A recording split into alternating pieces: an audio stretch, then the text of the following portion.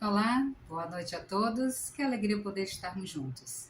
E hoje estaremos conversando um pouquinho sobre as leis divinas, leis naturais ou leis morais, como queiram. Esse tema se encontra na terceira parte do Livro dos Espíritos.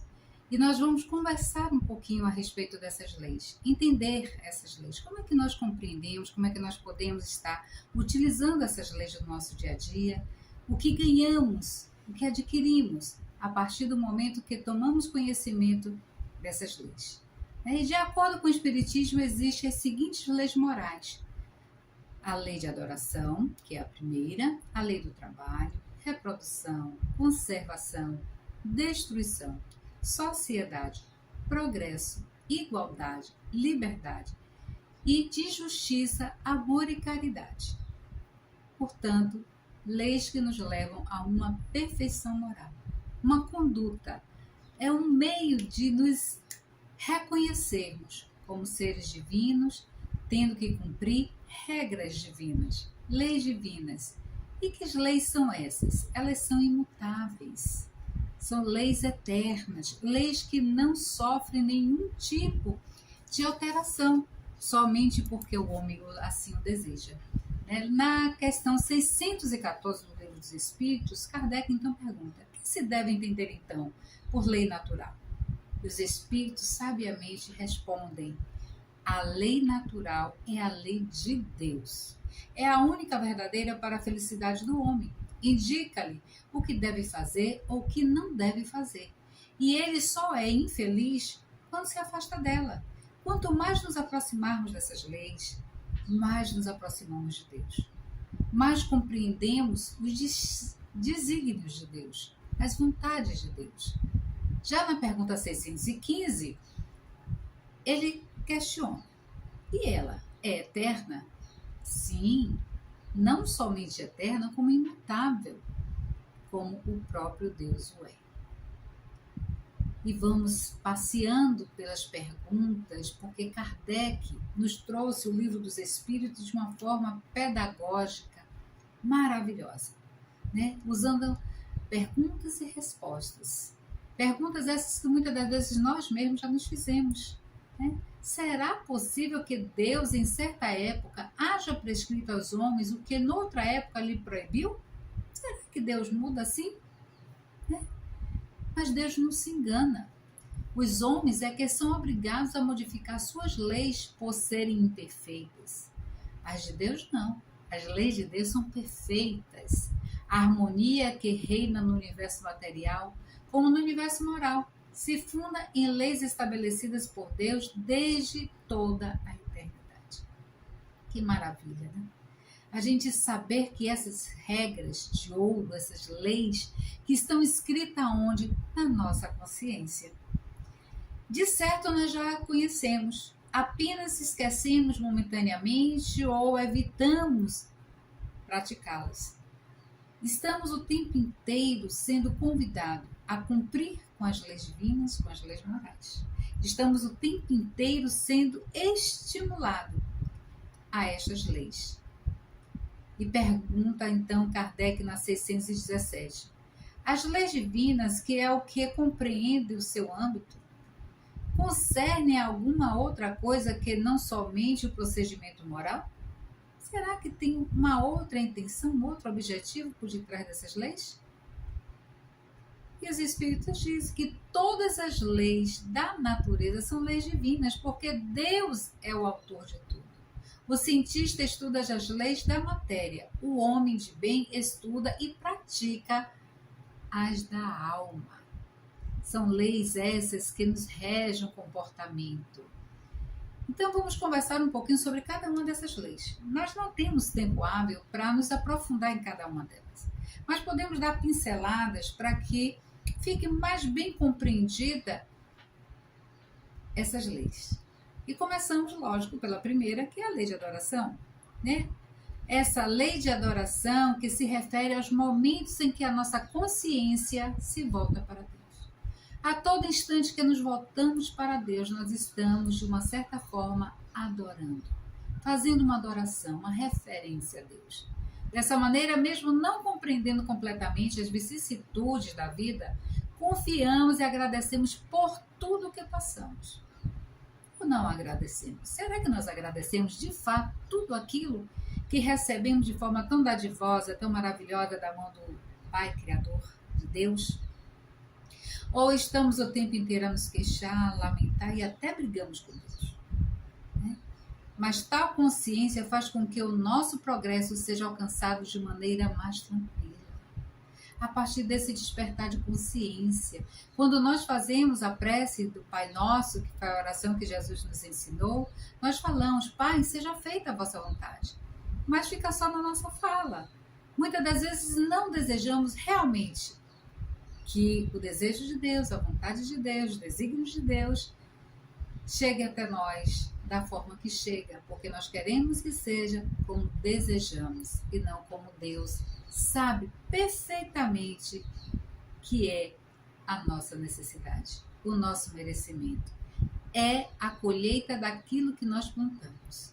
Então, a adoração, que é uma ação de adorar, de prestar culto a um ser superior, a uma entidade, é uma veneração, adoração ao Santíssimo Sacramento, que é uma expressão de afeto, de carinho, de homenagem, de submissão, adoração ao Pai Criador. Segundo os dicionários, o ato ou efeito de adorar que está intimamente relacionado à palavra veneração, culto que se rende a alguém ou a algo considerado divindade. No sentido mais vulgar, é prestar culto a uma divindade. Já no Espiritismo, a doutrina que nós abraçamos consiste na elevação do pensamento a Deus. A adoração a Deus. E tão somente a Ele devemos adorar.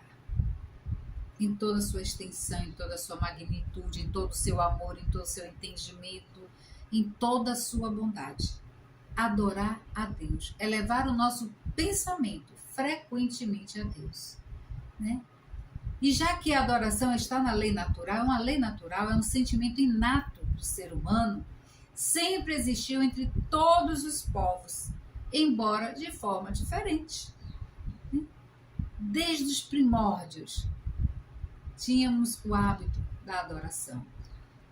Nós tínhamos adoração aos deuses vingativos, aos deuses guerreiros, aos deuses da natureza, deuses que necessitavam de agrados, de sacrifícios, enfim. Tudo isso é uma forma de dizer: eu creio que há algo além de mim, algo maior, algo divino, algo que transcende o meu entendimento. E nós adorávamos. E ainda adoramos. Muitos de nós ainda temos cultos e adorações a divindades. Não está errado. É o nosso processo de evolução. E aí, para tirar essa dúvida, Kardec pergunta: em que consiste a adoração de fato? Em que consiste esta adoração? Na elevação do pensamento a Deus. Desde pela adoração aproxima o homem à sua alma. Nós vamos nos conectando com Deus em pensamento, em sentimento, em ações. Aí está, o significado da adoração. Contemplar também é uma forma de adorar. Agradecer é uma forma de adorar. Ser bendito a tudo que chegue até nós, advindo de Deus. A adoração verdadeira é a do coração, porque nós temos as adorações externas e as internas. As externas são os rituais, são a nossa forma de demonstrar, são os cultos, são os rituais, são as manifestações religiosas, mas o verdadeiro sentido de adoração brota do coração. Em todas as vossas ações, lembrai-vos sempre de que o Senhor tem sobre vós o seu olhar. Deus sabe tudo que está em nós, o que está no nosso íntimo. Não adianta as adorações externas se nosso interno não é templo de adoração. Somos verdadeiros túmulos caiados, branquinho, bonitinho por fora e sujos por dentro.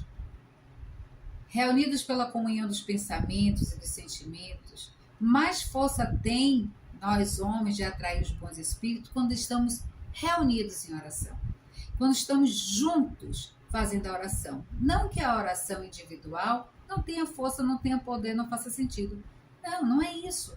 É que nós temos um potencial maior de energia vibracional no bem, quando estamos reunidos com os nossos corações enraizados num desejo sincero de adoração, de oração, de prece, de vibração, emanando energias benéficas e salutares para o universo, ou para alguém, ou para a alma. O mesmo se dá quando se reúne pessoas para a prática do bem. Quando nós temos uma dificuldade e juntam-se pessoas para nos auxiliar naquela dificuldade, mais facilmente serão resolvidas as dificuldades, né? Teremos um resultado mais rápido e às vezes um resultado que nos surpreende. A mesma coisa é com a oração, né? Então vamos nos conectar mais com Deus. Vamos elevar cada vez mais e melhor os nossos pensamentos, os nossos sentimentos, nossas emoções, para que elas estejam em comunhão com Deus, em comunhão com os bons espíritos, em comunhão com as boas energias, energias elevadas, energias de paz, de equilíbrio, de bondade, de amor. Deus é amor. E se somos suas crias e nossa essência é divina, nós também somos amor. E Deus nos deu a lei do trabalho. Poxa, quantas vezes nós nos pegamos preguiçosamente não querendo ir ao trabalho, ou realizar um trabalho, ou se dedicar a uma tarefa. Mas o trabalho é uma lei natural e por isso mesmo que constitui uma necessidade. E a civilização obriga o homem a trabalhar mais porque ele aumenta as necessidades e os gozos. Quanto mais nós produzimos, quanto mais nos sentimos úteis, quanto mais nós elevamos, né, a nossa capacidade de servir, de ser útil, de contribuir, de colaborar, de criar através do trabalho, de amenizar o peso do serviço do ombro de alguém. Que o nosso cansaço a outros descanse.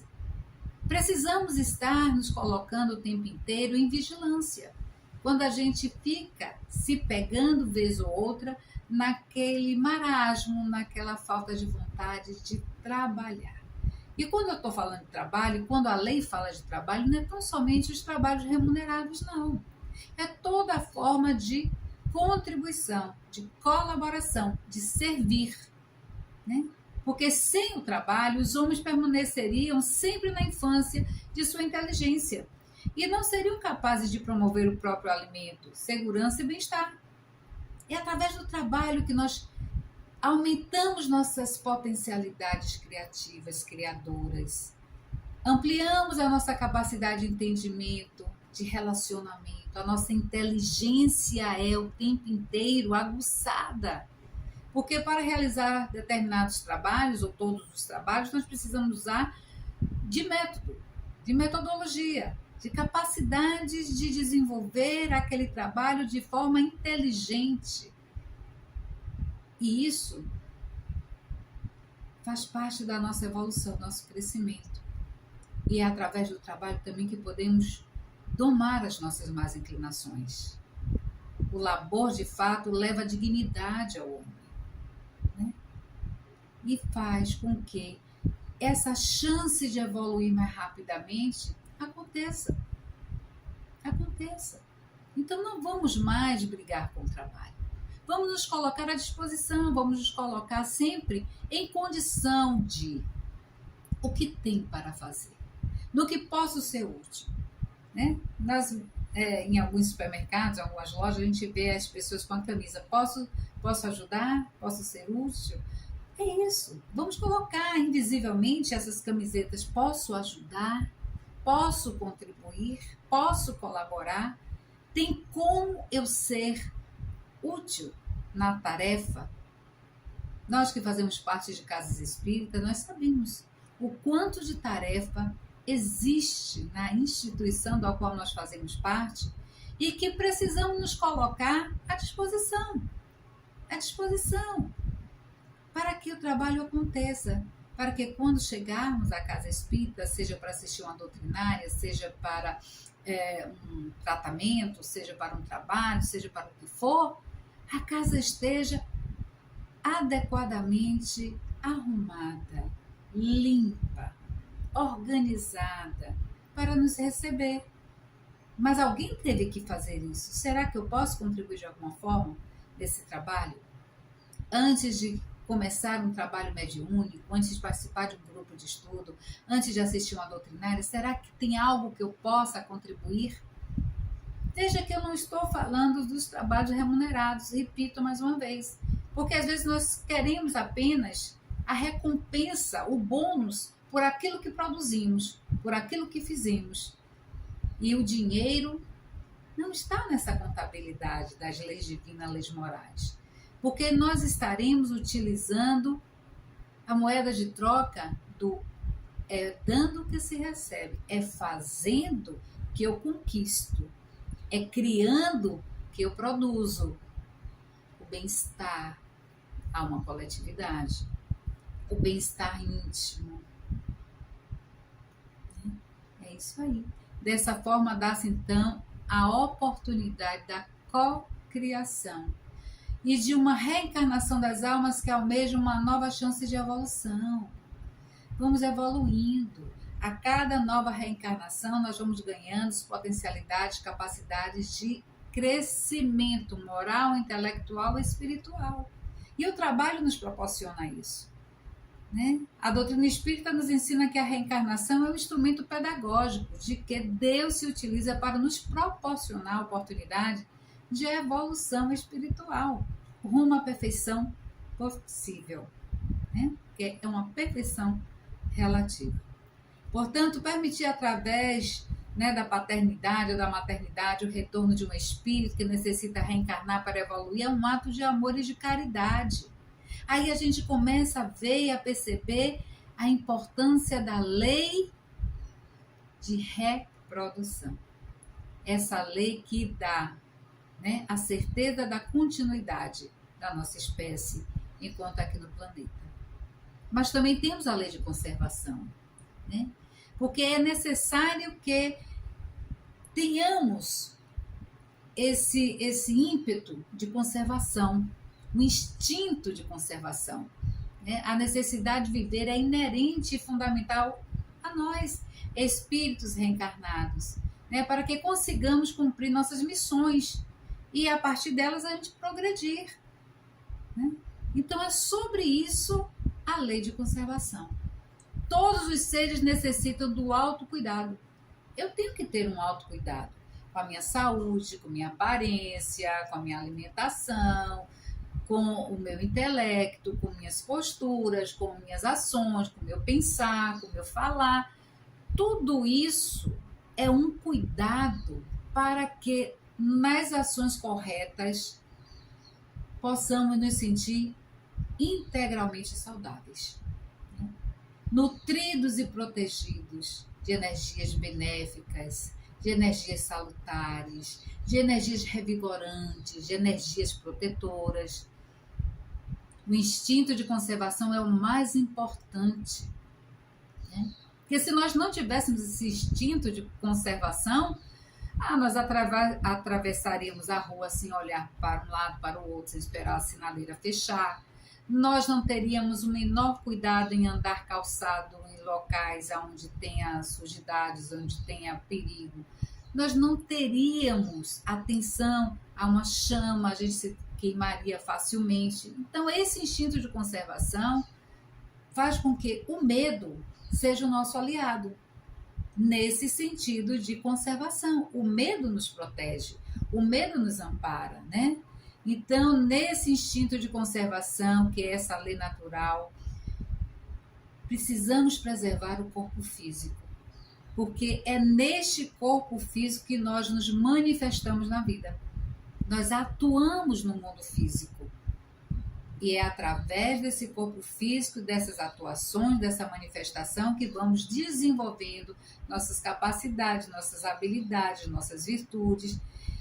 e vamos deixando aqueles vícios egóicos no passado. E vamos nos transformando cada vez mais e melhor no homem de bem que consta lá no Evangelho segundo o Espiritismo. É um processo. As leis divinas, as leis morais, elas são perfeitas e uma está intrinsecamente ligada à outra. Uma vai complementando a outra, uma vai ajudando a outra. Se eu não tivesse essa lei de conservação, eu seria negligente no trabalho e causaria muitos danos, muitos acidentes no trabalho, né? E não compreenderia a necessidade da destruição, que é a próxima lei. Lei de destruição. Nossa, que Deus é esse que cria uma lei de destruição? Né? O que se deve, então, entender por essa lei? O que quer dizer essa lei de destruição? Embora o nome possa até nos assustar em decorrência da ideia negativa, que comumente fazemos sobre a destruição, esta lei trata também de um processo natural. Tudo tem um começo, um desenvolver, um desenrolar, um ampliar e o fim. Tudo. O corpo do qual nós estamos habitando agora.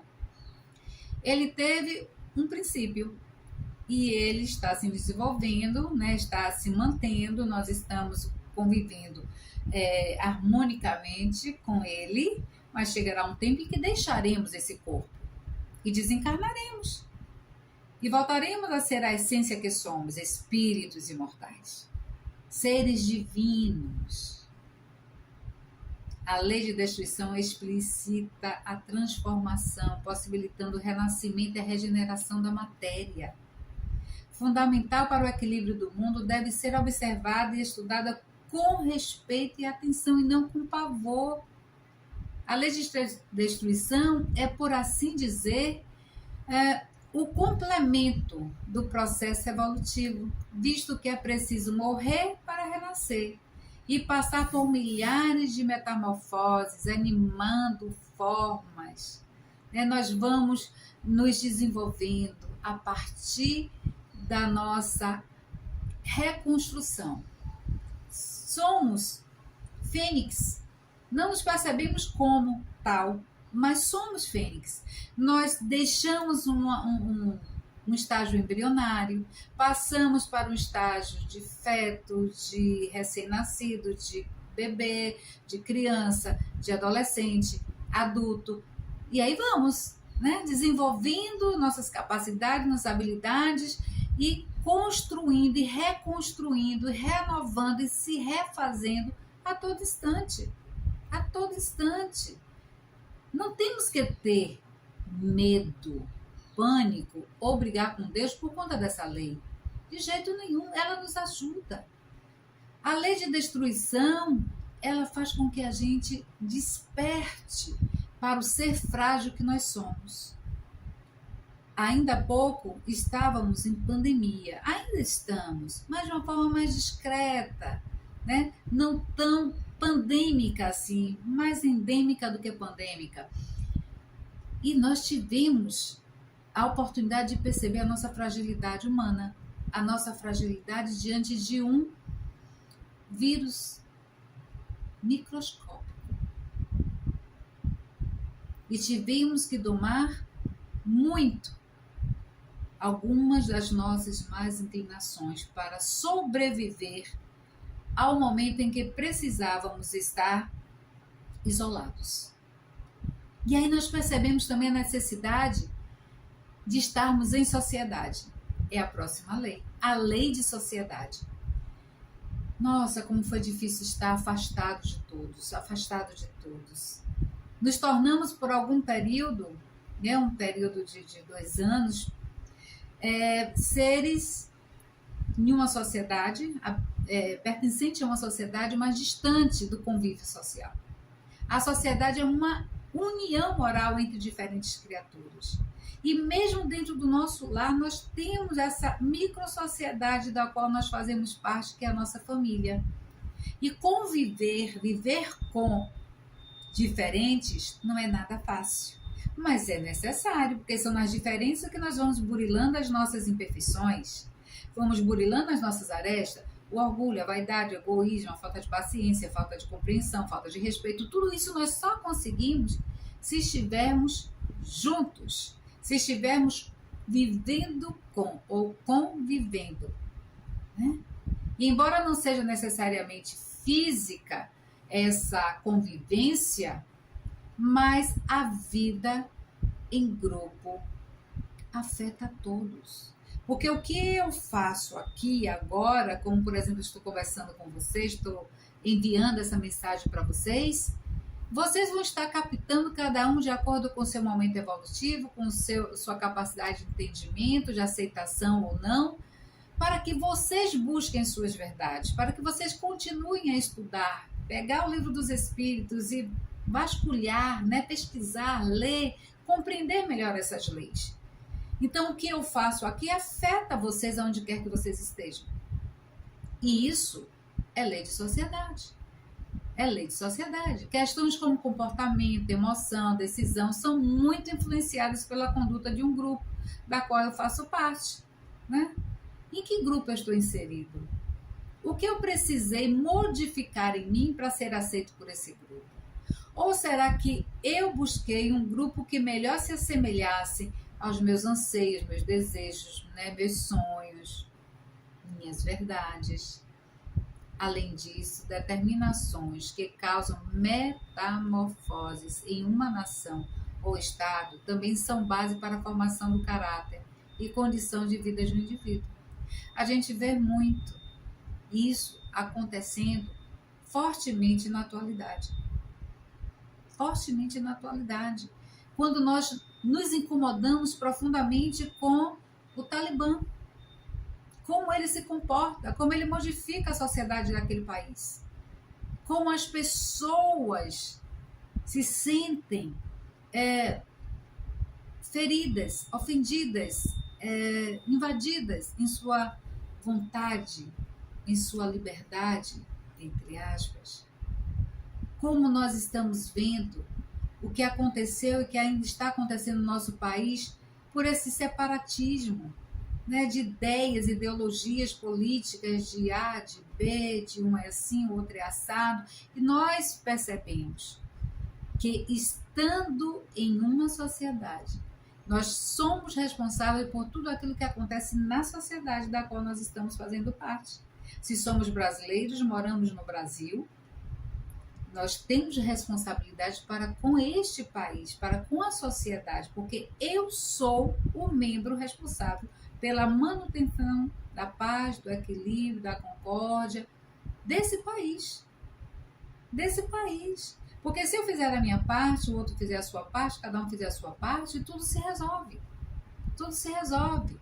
Né? E é por isso que a lei de sociedade é tão fundamental para que possamos evoluir convivendo e não ser arrastados pela maioria. Temos que ter discernimento.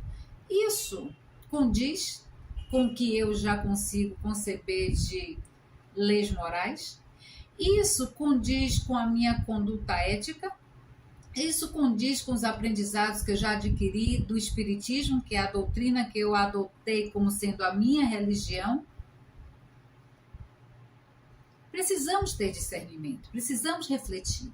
É por isso que o Espiritismo é uma doutrina que nos leva a uma fé raciocinada, a uma fé que nos leva a buscar aquilo que compreendemos ser melhor para a nossa evolução, nosso crescimento, nosso adiantamento.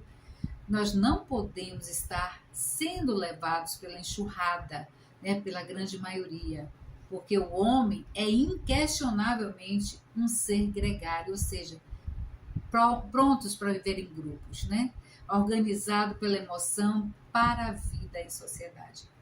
Isso que nos diz a Joana de Ângeles. Tem um livro dela que eu também aconselho que possamos ler, que se chama Leis Morais da Vida.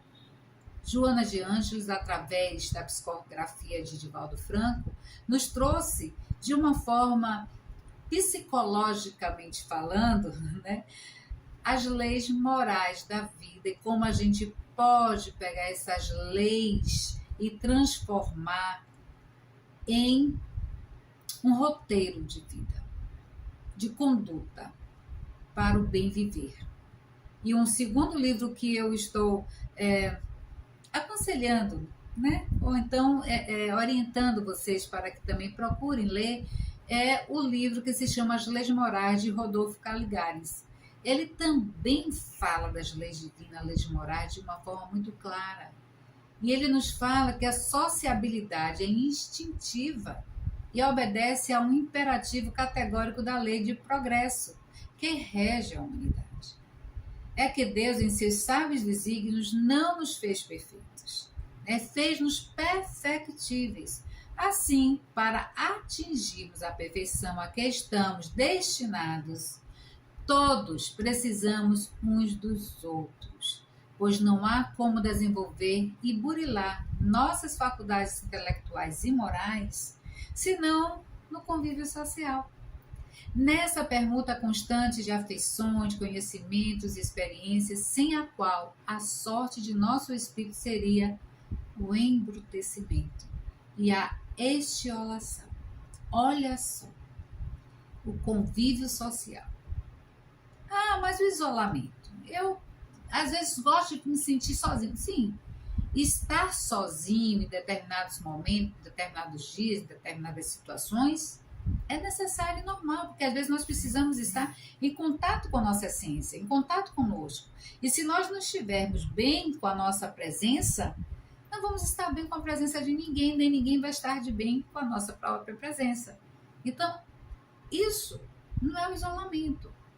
Nós não podemos viver isolados. E aqueles que vão para um monte, né? Aqueles monges que se isolam da sociedade, eles estão orando em nosso benefício, sim, e no benefício próprio. Porque quando desce da montanha e vê lá a sociedade e tem que se interagir com aquela sociedade, é que ele vai saber se realmente aquele isolamento, aquele distanciamento social serviu para a sua elevação. Porque é muito fácil você não se aborrecer quando não tem ninguém por perto para lhe atiçar, ninguém para lhe provocar. É muito fácil você tolerar, respeitar, amar o que não está à sua volta. Né? Eu não tenho nada que me aborreça, nada que me entristeça, nada que me desafie, nada que me leve a um trabalho exaustivo. Eu estou ali, zen. A partir do momento que eu começo a perceber a necessidade de retornar para a sociedade e nela me encontro, como é que eu vou agir ou reagir? Porque o progresso é inexorável. Essa lei não tem como. Todos nós estamos fadados a progredir. O homem não pode conservar-se indefinidamente na ignorância, porque tende a atingir a finalidade da providência divina, que é a evolução, o crescimento. O progresso significa movimento ou marcha para frente. Então, nós temos que marchar sempre para frente. Nós não retroagimos. Nós não damos marcha ré. Nós podemos até passar um período estagnado ali, né? Confortavelmente em uma zona onde eu não tenho que me mexer muito, onde eu não tenho que me sacrificar, onde eu não tenho que fazer renúncia, onde eu não tenho que me desafiar, onde eu até posso, mas é um período que eu não consigo nem posso permanecer nessa condição. O avanço natural e regular da humanidade para o maior conhecimento e maior ventura da vida está na marcha constante, diária, em busca do meu melhor. Hoje eu estou melhor do que eu estava ontem, mas ainda não é o suficiente, então eu tenho que me esforçar hoje para que amanhã seja melhor ainda. A lei de progresso ensina que por meio da reencarnação o espírito consegue se aperfeiçoar moral e intelectualmente, abandonando suas condições primárias de ignorância e simplicidade. Fomos criados simples e ignorantes. Fomos, mas recebemos um cabedal de conteúdo e de elementos e de ferramentas que nos levam a progredir, evoluir, avançar, sair dessa condição. Né? E dessa maneira conquista-se então a pureza espiritual, através do esforço, hercúleo da transformação, da mudança, da alteração de padrões. Às vezes nós queremos seguir os padrões. Tem aquela música que nos fala, né? Como os nossos pais. Vamos fazendo exatamente como os nossos pais, mas não nos cabe mais. Estamos em outro momento evolutivo, estamos em outra era. Já saímos do século XX, estamos no século XXI. E se a gente não se perceber, na atualidade, como espíritos a caminho da evolução, em progresso constante, estamos perdendo a reencarnação. Estamos perdendo as oportunidades que a vida está nos convidando de avançar, né? E nós precisamos avançar, alcançar voos mais altos em direção do nosso próprio progresso. Eu não posso progredir pelo outro. Eu não posso estimular o outro através de palavras apenas. Eu tenho que estimular o outro através de minhas ações, para que o outro se perceba também capaz. Poxa, ela conseguiu, eu também vou conseguir. Né? Nós nos colocamos Jesus numa cruz e não queremos tirar ele dessa cruz. Jesus se fez homem, esteve entre nós e está entre nós, para nos mostrar do quanto somos capazes, do quanto nós podemos, do quanto é possível realizar, do quanto é possível avançar. Mas aí vem uma lei que é preocupante, a lei de igualdade, né? Todos são iguais diante de Deus. Nossa, isso é uma verdade, né? Que implica no nosso entendimento de que não há distinção para Deus de crenças, credos, etnia, tom de pele, nada, né? Orientação sexual, nada. Todos nós somos, diante de Deus, iguais. E a lei de igualdade implica justamente a nos mostrar isso, que Deus não criou um ser superior a outro. Todos fomos criados simples e ignorantes. As nossas escolhas é que faz com que os caminhos se dividam, né? Um vai para a esquerda, outro para a direita, outro vai em frente, o outro corta um atalho, o outro escolhe um caminho mais difícil, um de subida, outro de vale, enfim. São as nossas escolhas. Portanto, todos são submetidos às mesmas leis da natureza. Ela não difere, né? De quem está no continente africano, de quem está no continente europeu, de quem está no continente americano. Não. Não. Ela é igual para todos. E a pandemia veio nos mostrar isso. Porque não teve uma seleção assim, vai morrer esse grupo de pessoas e esse outro grupo de pessoas vai se salvar. Não. Idosos, pessoas com comorbidades, pessoas jovens, atletas, né? Pessoas famosas, pessoas desconhecidas, pessoas de todas as etnias, de todas as culturas, de todas as crenças. A morte nos nivela, nos iguala e não queremos compreender isso. E fazemos do racismo uma ideologia. Fazemos da discriminação e da não aceitação das religiões de matrizes africanas algo comum, algo certo.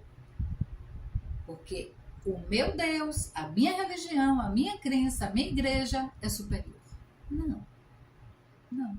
Tudo cabe perfeitamente no olhar de Deus, de forma igualitária. Deus não tem balança. A balança somos nós que temos que colocar em nossa vida, para que os nossos atos do bem, nossas atitudes bondosas, nossas atitudes de caridade, de justiça e de amor, esteja acima de qualquer uma outra, como egoísmo, orgulho, vaidade, né? Que são as pragas da humanidade. Todos nós tivemos o mesmo princípio e teremos o mesmo fim, né? Diante de Deus.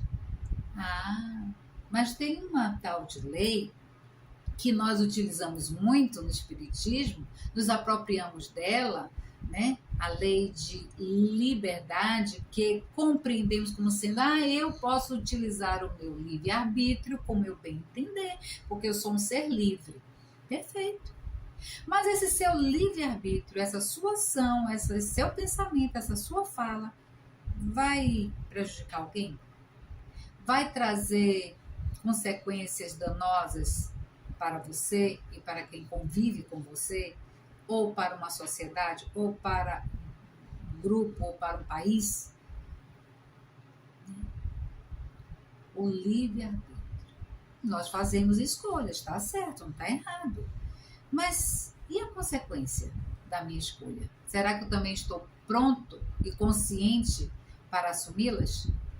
A lei de liberdade, né, nos dá uma consciência de responsabilidade. Sem a lei de liberdade, de consciência, não teríamos a possibilidade de colocar nenhuma das outras leis em prática. Porque eu tenho que ter essa consciência de que a minha liberdade termina quando começa a do outro. Afinal, essa lei nos torna pessoas melhores e mais preparadas para implementar a lei de amor, justiça e caridade. Não tem outro meio. Eu tenho que respeitar, porque eu não posso fazer ao outro, ou não deveria fazer ao outro, melhor dizendo, o que eu não gostaria que fosse feito para mim. Eu não posso usar dessa liberdade para infringir regras, condutas, sejam elas as leis naturais, leis divinas, leis morais, como as leis humanas. O nosso país tem um código civil de leis. A nossa sociedade civil tem regras, tem leis. A própria instituição da qual nós fazemos parte, o Centro Espírita, tem um estatuto, tem um regimento interno, tem regras a serem cumpridas. E que eu não posso usar dessa minha liberdade para desrespeitar tudo isso e fazer do meu jeito. Não posso, né? Então, nós vamos lá. A lei de liberdade nos convida a uma responsabilidade. Porque mesmo que a gente abrace a lei de liberdade, a gente não vai ter uma liberdade total. Né? Porque a liberdade é a faculdade que permite ao indivíduo decidir ou agir conforme a sua própria vontade.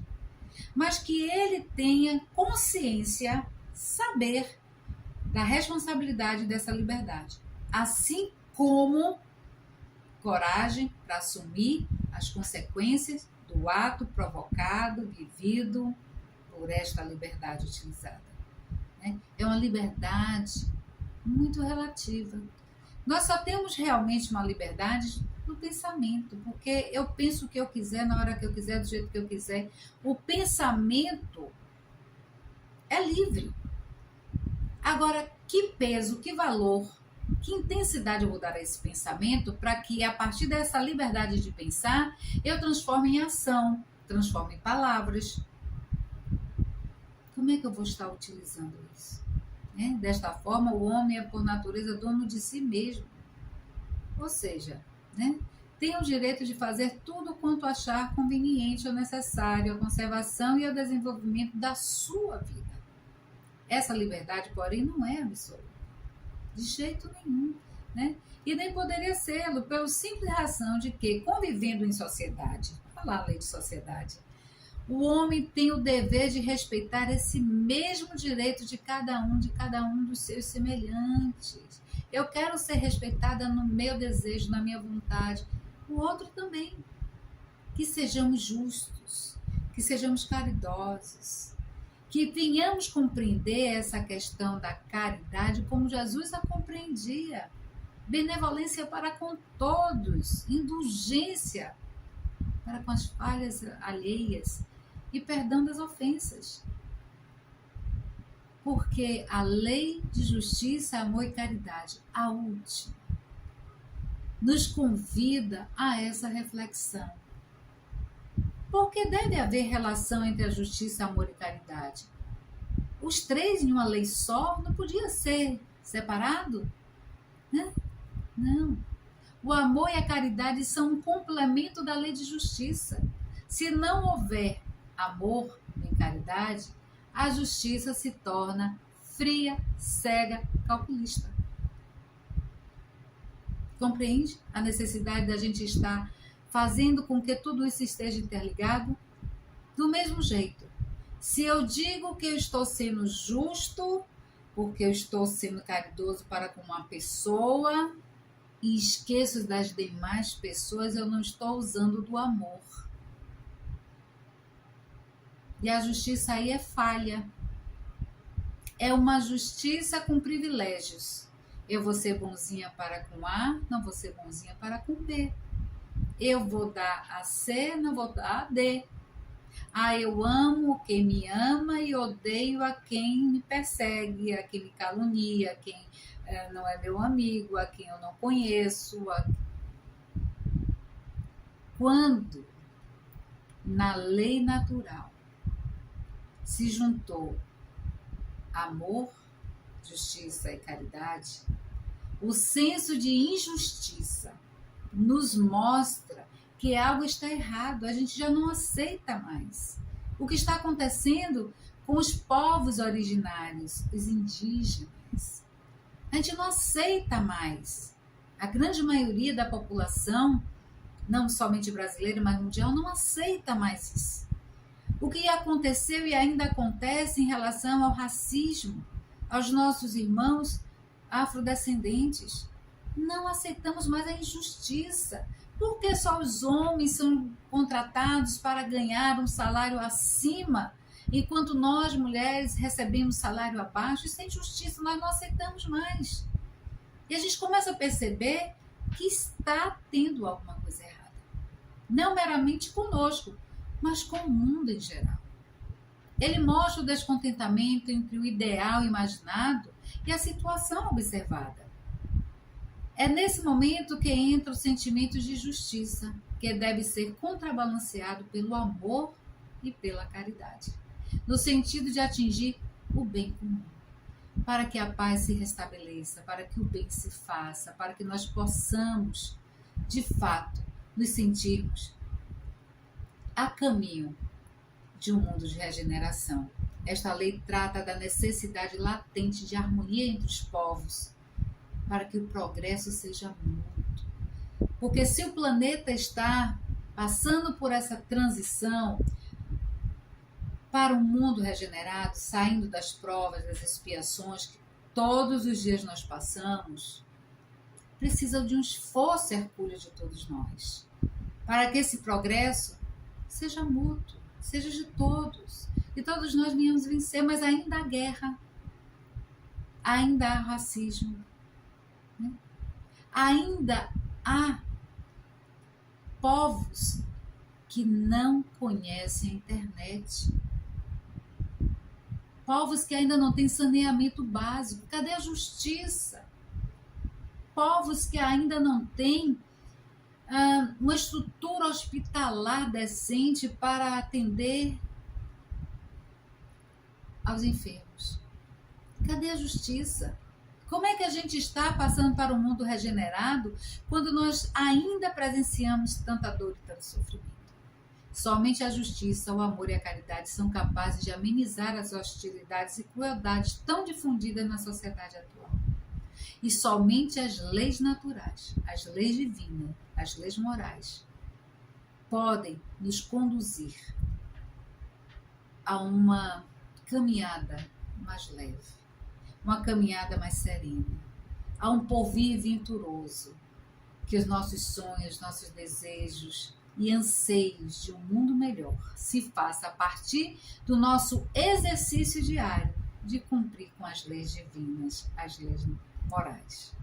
Espero ter contribuído para o entendimento desse tema que é fantástico e que precisamos mergulhar mais profundamente para sentir o pertencimento dessas leis em nós. Já que ela está em nossa consciência, vamos tirar ela da consciência e trazer para a presença viva dessas leis no nosso dia a dia, a presença viva dessas leis no nosso exercício diário de evolução, que façamos como Santo Agostinho nos recomendou.